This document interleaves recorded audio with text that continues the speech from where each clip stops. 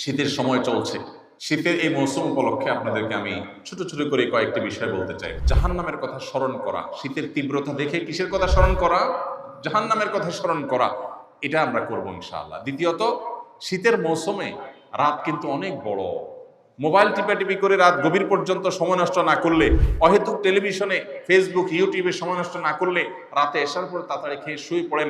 রাতে তাড়াতাড়ি শুলে স্বাস্থ্যের জন্য ভালো, জীবনের জন্য বরকতের কারণ। পৃথিবীর উন্নত দেশগুলো, পশ্চিমা দেশগুলো, ইউরোপ, আমেরিকা বা পেছনে উত্তর পূর্ব দিকে যদি চলে যান আপনি, তাহলে সেক্ষেত্রে চীন, জাপান, কোরিয়া, সব দেশে, পৃথিবীর সকল উন্নত দেশে মানুষ তাড়াতাড়ি সন্ধ্যার পর শুয়ে পড়ে আর পরে আগে আগে উঠে কাজ শুরু করে। আমরা মুসলমান, আমাদের নবীজি সাল্লাল্লাহু আলাইহি সাল্লাম রাতে তাড়াতাড়ি ঘুমানোর ব্যাপারে উৎসাহ দিতেন। তিনি রাতে দেরি করে ঘুমাইতেন না, আমরা দেরি করে ঘুমাই। শীতের দিন যদি আপনি রাতে তাড়াতাড়ি ঘুমান, তাহলে ভোর রাতে দেখবেন তাহাজ্জুদ পড়ার তৌফিক হয়ে গেছে ইনশাআল্লাহ। নবী সাল্লাল্লাহু আলাইহি সাল্লাম বলেছেন, আল গানিমাতুল বারিদা আস-সাওমু ফিশ শিতা। শীতল সুবর্ণ সুযোগ হলো শীতের দিনে দিনটা থাকে ছোট, ক্ষুধা লাগে কম, রোজা রাখা আর রাতে তাহাজ্জুদ পড়ার সুযোগ। এটা গরমের দিনে হয় না। এই জন্য শীতের মৌসুমে একটু মাঝে মধ্যে হলেও তাহাজ্জুদের নামাজ পড়া, নফল রোজা রাখার চেষ্টা করবো তো ইনশাআল্লাহ। আল্লাহ আমাদের তৌফিক দান করুন।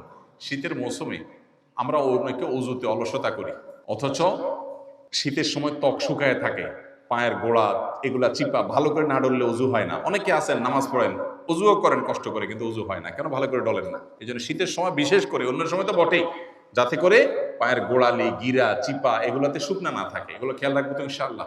ত্বকের যত্ন যেরকম নিতে হয়, অজুর যত্ন নিতে হয়। অনেকে আবার শীতের সময় অজু আটকায় রাখে, টাইট করে, যে আসরেরটা দিয়ে এশা চালাই দেবো। এই যে আসরেরটা দিয়ে এশা চালাই দিবেন, পেশাবের বেগ হয়েছে ধরে রাখে, বায়ুর বেগ আছে ধরে রাখে। এই কাজটা কি ভালো না খারাপ? স্বাস্থ্যের জন্য তো খারাপ। নবীজি সাল্লাল্লাহু আলাইহি সাল্লাম বলেছেন, আল্লাহ আদুল্লুকুম আলা মা ইয়ামহুল্লাহু বিহিল খাতায়া ওয়া ইয়ারফাউ বিহিদ দারাজাত। তোমাদেরকে কিছু আমলের কথা বলে দিব, যার কারণে আল্লাহ তোমাদের গুনাহ মাফ করে দিবেন, তোমাদের মর্যাদা বৃদ্ধি করে দিবেন। তখন সাহাবীরা বলছেন, অবশ্যই বলেন। তখন নবীজি বলেছেন তিনটা আমলের কথা। ভিতরে একটা আমল হলো ইসবাগুল ওযুই আলাল মাকারিহ। কষ্ট আছে তারপরে ওযু ভালো করে করা, কষ্ট হয় তারপরে ওযু ভালো করে করা। তাহলে ওযুতে অলসতা করব না ইনশাআল্লাহ। শীতের তীব্রতা এবং গরমের তীব্রতা, সহিহ বুখারীর হাদিসের আলোকে এটি জাহান্নামের ছোঁয়া ভাব। কিভাবে ভাব, কোন প্রক্রিয়ায় দুনিয়াতে আসে, সেটা একমাত্র আল্লাহ তাআলা ভালো জানেন। গরম এবং শীতের বৈজ্ঞানিক যত কারণ থাকুক না কেন, নবী করিম সাল্লাল্লাহু আলাইহি সাল্লাম থেকে বিশুদ্ধভাবে প্রমাণিত হাদিসের আলোকে আমরা নিশ্চিন্তে বা নিশ্চিতভাবে বলতে পারি যে এটার আসল সূত্র, মানুষ কিছু সূত্র আবিষ্কার করতে পারে, এর গোড়া থেকে গোড়ার সূত্র যেটা, সেটা হলো জাহান্নাম। নবীজি সাল্লাল্লাহু আলাইহি সাল্লাম বলেছেন, ইশতাকাতিন নারু ইলা রাব্বিহা। সহিহ বুখারীর হাদিস। তিনি বলেছেন যে জাহান্নাম আল্লাহর কাছে একবার অভিযোগ করেছে, করে বলেছে, ক্বালাত রাব্বি আকালা বা'দি বা'দা। জাহান্নাম বলেছে, আল্লাহ আমার এক অংশ আরেক অংশকে গ্রাস করে ফেলেছে। কিভাবে গ্রাস করে ফেলেছে? জাহান্নামের মধ্যে দুইটা বিভাগ আছে, একটা হলো আগুনের বিভাগ, আরেকটা হলো ঠান্ডার বিভাগ। জাহান্নামীদেরকে, পাপিষ্ঠদেরকে আগুন দিয়ে শাস্তি দেওয়া হবে, আবার ঠান্ডা দিয়েও শাস্তি দেওয়া হবে। আল্লাহ তাআলা আমাদের সবাইকে জাহান্নামের আযাব থেকে রক্ষা পাওয়ার তৌফিক দান করুন। প্রিয় ভাইরা আমার, জাহান্নামের আগুনের তীব্রতা কতটা?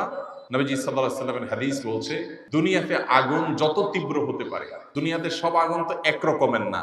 চুলার আগুনের তীব্রতা একরকম, আবার ফ্যাক্টরিতে যে আগুন জ্বালানো হয় সেটার তীব্রতা আরেক রকম, আগ্নেয়গিরির তীব্রতা ভিন্নতর।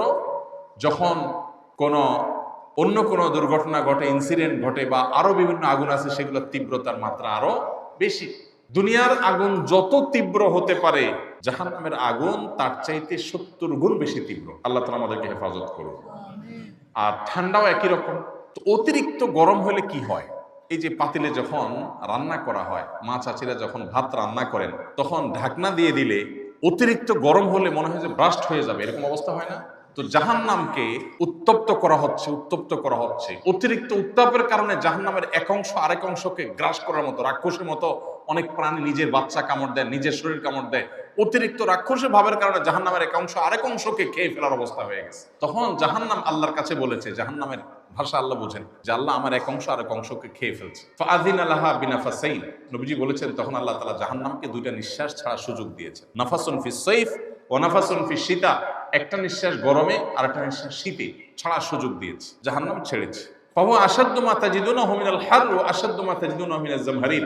দুনিয়াতে তোমরা যত গরম অনুভব করো, এটা জাহান্নামের গরমের তীব্রতা এর চেয়ে কতগুণ বেশি। যে ছোঁড়া ভাব যদি অবস্থা হয়, তাহলে মূল জাহান্নামের অবস্থা কি হবে? এই জন্য ভাইরা, গরমের তীব্রতা এবং এখন যে শীতের মৌসুম চলছে, বিশেষ করে এখনো সারা দেশে কনকনে শীত শুরু হয়ে গেছে, উত্তরবঙ্গে পঞ্চগড়ের দিকে ভয়াবহ শীত শুরু হয়েছে।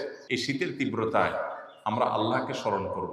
জাহান্নামের কথা আমাদের স্মরণ আসা উচিত এই হাদিসের আলোকে, যে আল্লাহ, এই যদি হয় জাহান্নামের ভাব, যেটাকে আপনি পৃথিবীর বিভিন্ন প্রান্তে এক এক সময় এক এক জায়গায় বন্টন করে দেন আপনার কুদরতি সিস্টেমের মাধ্যমে, আল্লাহ, এই যদি হয় জাহান্নামের ছড়া ভাপের অবস্থা, ভয়াবহতা সহ্য করার ক্ষমতা নাই আমাদের, জাহান্নামের শাস্তি, সেটা আগুন হোক আর ঠান্ডা হোক, সেটা কত ভয়াবহ হবে আল্লাহ আপনি একমাত্র জানেন। এই জন্য এরকম তীব্রতায় ওরে মারে ওরে বাবারে না বলে আল্লাহর কাছে জাহান্নাম থেকে পানা চাইব। আল্লাহুম্মা আজিরনা মিনান নার। আল্লাহ, জাহান্নাম থেকে আপনি আমাকে পানা দান করেন। চেষ্টা করা যাবে না ইনশাআল্লাহ? জাহান্নামে যেতে হয় যেসব কাজের কারণে, সেই কাজগুলো আমরা পরিহার করবো তো ইনশাআল্লাহ? আল্লাহ আমাদের সবাইকে তৌফিক দান করুন। শীত উপলক্ষে আরেকটা জিনিস খেয়াল করবো, বহু মানুষ শীতের কষ্টে থাকে, এদেরকে আমরা এক জোড়া মোজা কিনে দিয়ে, কয় টাকা লাগে? 20-30 টাকা দিয়ে পাওয়া যায়। একটা বাচ্চাকে এক জোড়া মোজা কিনে দেন, একজনকে একটা কানটুপি কিনে দেন, কয় টাকা খরচ হয়? আর যাদের সামর্থ্য আছে তারা পুরা শীতের কাপড় কিনে দেন। আসুন্নাহ ফাউন্ডেশন থেকে আলহামদুলিল্লাহ এই বছর আমরা 20,000 পরিবারকে পরিপূর্ণ শীতের কাপড়, একটা করে হুডি, একটা করে চাদর, আর মাদ্রাসার স্কুলের বাচ্চাদের জন্য, গরিব বাচ্চাদের জন্য পায়মোজা এবং কানটুপি, এবং গরিব মাদ্রাসাগুলোতে যেগুলোতে ছাত্র সংখ্যা বেশি, স্কুলগুলোতে যেগুলো আবাসিক আছে, সেগুলোর জন্য আমরা গরম পানির ফিল্টার, যাতে করে শীতের দিন বাচ্চারা পানি পান করতে পারে। অনেক সময় বাচ্চারা ঠান্ডা পানি পান করতে পারে না, পান করতে গেলে অসুস্থ হয়ে যায়। এগুলো আমরা দিচ্ছি। এগুলো আমরা প্রত্যেকে যার যার ব্যক্তিগত উদ্যোগে আমরা নিজেরা করতে পারি। আপনার বাসায় অনেক শীতের কাপড় আছে যেটা আপনার ব্যবহার হয় না, একটু একটা গরিবকে দান করেন, খুব বেশি কষ্ট হবে। আল্লাহ আমাদের সবাইকে আমলের তৌফিক দান করুন। আস-সুন্নাহ ফাউন্ডেশন, উম্মার স্বার্থে সুন্নাহর সাথে।